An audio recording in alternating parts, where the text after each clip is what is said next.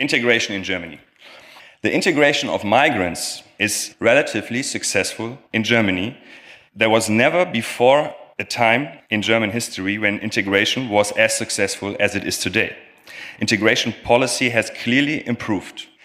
The opportunities for minorities to participate in society are much better than even 20 or 50 years ago. Regardless of whether we focus on labor market, educational system, living conditions, or the opportunities for political participation, all of that is better than 10, 20, or 30 years ago. But when you take a look at people's perceptions, when you examine the public discourse, you can see that the assessment and evaluation of people concerning integration processes is exactly the opposite.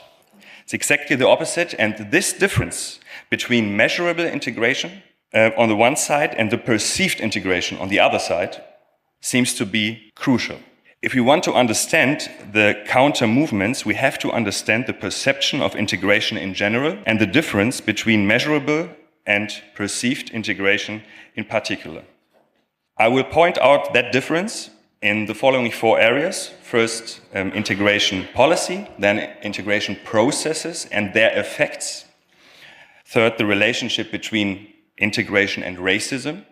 And the last point, the perceived discrimination from the perspective of minorities. And in any case, I will talk about expectations we have and differences we make. So, point 1, integration policy. Of course, Germany made many mistakes in the past concerning integration. After World War II, labor was needed to build up the economy. Starting in the 1950s, labor migrants came from throughout the entire Mediterranean region, and these labor recruits were to be uneducated and have no ambitions because they were to focus solely on their given jobs. They were to work hard, but they were not supposed to stay permanently in Germany, and they were definitely not supposed to expect that they would really belong to German society one day. They were referred to as Gastarbeiter, guest workers. Ladies and gentlemen, I don't know any culture in which people make their guests work. And it's not common in Germany. Moreover, these guests in Germany were expected to do very hard manual labor. Very hard manual labor, so one could say they were not really full-fledged guests. They were only guests with regard to their not belonging. Well, the term Gastarbeiter itself makes clear how ill-defined integration policy was in that period, from the 1950s till the 1980s. There was no integration policy. And why should the integration of the Gastarbeiter be supported anyway? They were supposed to remain guests. That was the deal from both sides. But in reality, many stayed and are here to this day. And they received no language courses, no training, no further education. And for a long time, the children of these guest workers were placed in school classes separate from German children's classes for a long period. It was also very difficult to gain citizenship. It was nearly impossible.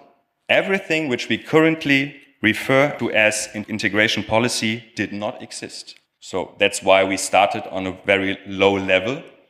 But no wonder we still have problems today, and in truth, most of these problems can be traced to the mistakes of the past, to the integration policy deficits of that time.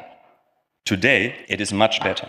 For example, even refugees can expect language classes, labor market integration, an apartment, education, and training. Refugee children enter in regular classes, and the result is extraordinary. Today, an average adult Syrian refugee who came to Germany in 2015 already speaks better German than many guest workers who have lived in Germany for more than 50 years. In the 1960s and 1970s, I would have given German integration policy a score of 2 on a scale from 1 to 10. Today, I would give German integration policy a score of 7 out of 10. That is, of course, much better. But one thing we have to consider is, in the 1970s, integration policy was not seen as important. Integration was a foreign word largely unknown in word and meaning. Today, integration policy is seen as the most important issue in domestic policy. And the expectations have risen considerably faster than the real improvements. And for an area of policy which has finally become the most important one, a score of 7 points out of 10 is apparently no longer enough. We are Germany, 7 points. That's not enough. The problem, though, is not the situation itself, but rather the discrepancy between expectations and reality. We are talking about a relationship. The expectations rise faster than the reality can deliver, and while real conditions improve, expectations are rising even more quickly, so nobody is really noticing the improvements.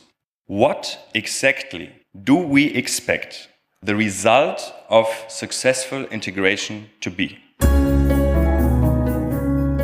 Germany's approach to accommodating migrants has also had a worldwide impact.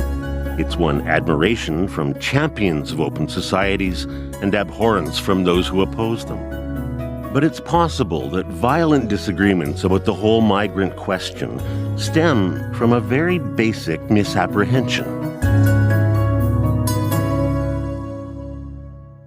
I believe we completely have the wrong idea about what integration is supposed to lead to. There are constant disputes over the definition of integration. There are different concepts, different terms.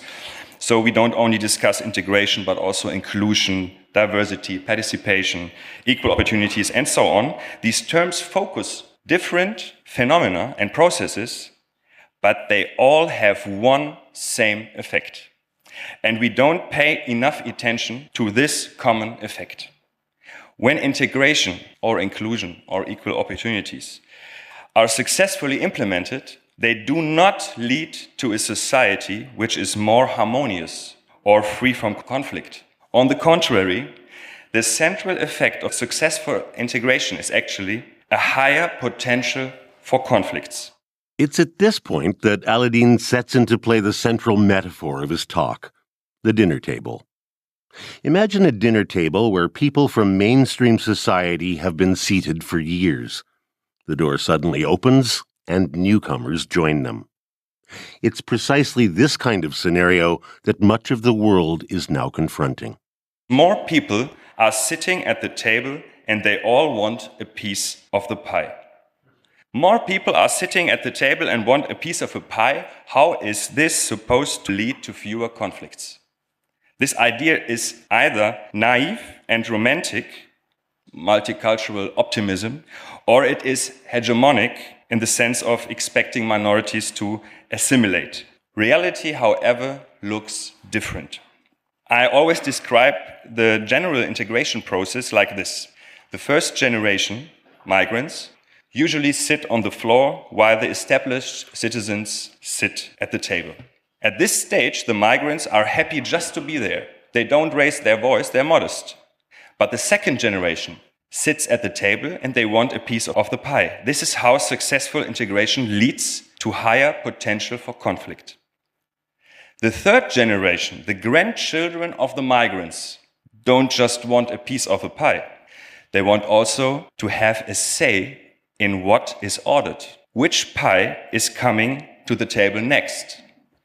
And the potential for conflicts continues to grow in the third generation, because the next step is to decide which recipe is used, the recipe of society. That is indeed what open societies promise, to have a say and to participate. And since a liberal and open immigration country has a new first generation every year, as well as a new second generation every year, as well as a new third generation every year, the situation continues to grow complexity. It will remain full of conflicts. At least the potential for conflicts increases.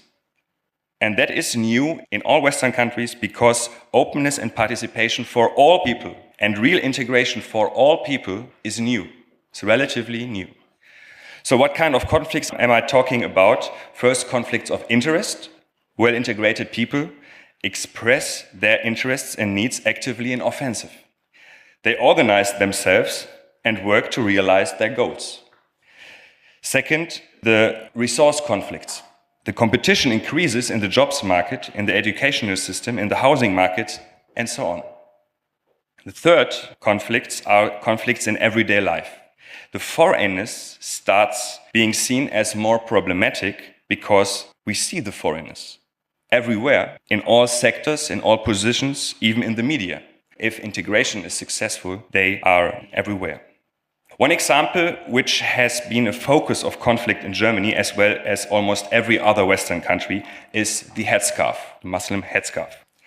When I went to school in the 1980s and 1990s, I saw many headscarf-clad women entering and leaving my school every day. But nobody cared. Nobody cared about it. It was okay. But these women were badly integrated. They were not German citizens, spoke hardly any German. It was seen as okay, because these were just cleaning ladies. It wasn't okay anymore when the headscarf-clad women started becoming teachers, educating German children. These conditions made the headscarf into a problem. And I don't want to start a discussion right now about teachers with headscarves. What's relevant to me in this context is that this conflict arose only because the integration process and the participation had been successful.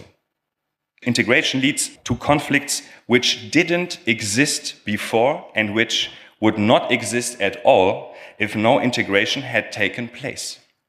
Integration changes a society. Unsuccessful integration, disintegration, leads to deviance, social problems, crime, of course. But successful integration leads to fundamental change and to conflicts.